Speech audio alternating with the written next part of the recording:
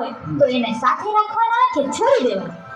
જો તને કહું, હમ લીંબુ ચમચીની સ્પર્ધામાં લીંબુ પડી જાય અને વ્યક્તિ સૌની આગળ નીકળી જાય તો એ જીતી શકે? ના રે, લીંબુ પડી જાય તો વ્યક્તિ આગળ નીકળવા છતાં હારી જાય. આ લીંબુ એટલે આપણા સંબંધો. આ સંબંધોને લીંબુની જેમ સાથે રાખવા જોઈએ.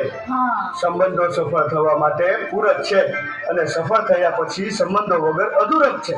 વાહ, તો ક્યાં સંબંધો સંભાળવા જોઈએ? પ્રથમ સંબંધ માતા પિતા અને ભાઈ બહેન, બીજો પતિ પત્ની, હમ ત્રીજો ગુરુ શિષ્ય, હા ચોથો મિત્ર, પાંચમો પ્રકૃતિ, હા છઠ્ઠો રાષ્ટ્ર અને સાતમો સંબંધ ભગવાન સાથેનો.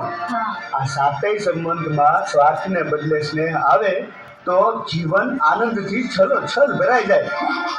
ચાલ, તને એકે એક સંબંધ કેવી રીતે શ્રેષ્ઠ બને તે બતાવું. હા, હા, ચાલો. ચલો ચલો. બેટા, અરે અરે બેટા, કહું છું તું સાંભળે છે મારી વાત? આ રોજની ટકટક સાંભળીને કંટાળી ગયો છું. આ મોબાઈલે તને આંધળો બનાવી દીધો છે. મૂક કહું છું, મૂક હવે. જો મોબાઈલ નથી દીધો, લાવ કહું છું, મને દે ના. દે કહું છું ને. આ શું કર્યું તે? આ ચડસ પડી ગઈ છે.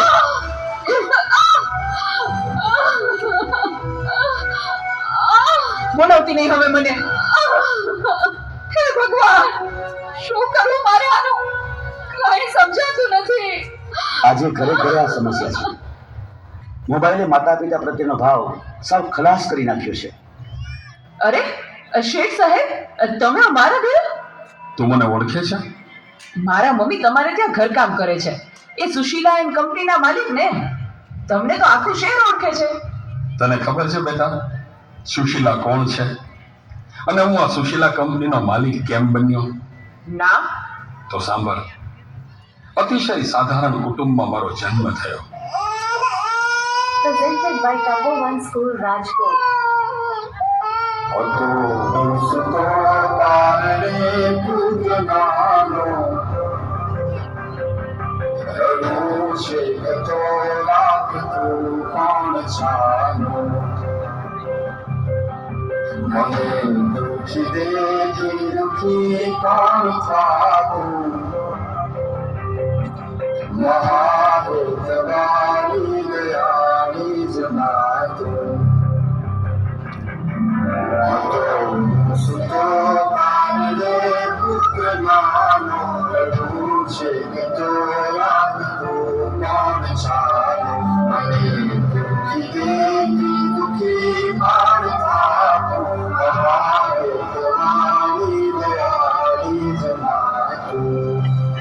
મારા બા અને બાપુજીએ ખૂબ મજૂરી કરી મને ભણાવી ગણાવીને લાયક બનાવ્યો. હું ખૂબ પૈસા કમાવા લાગ્યો. લગ્ન પછી જુદો રહેવા લાગ્યો અને મા બાપને ભૂલી ગયો.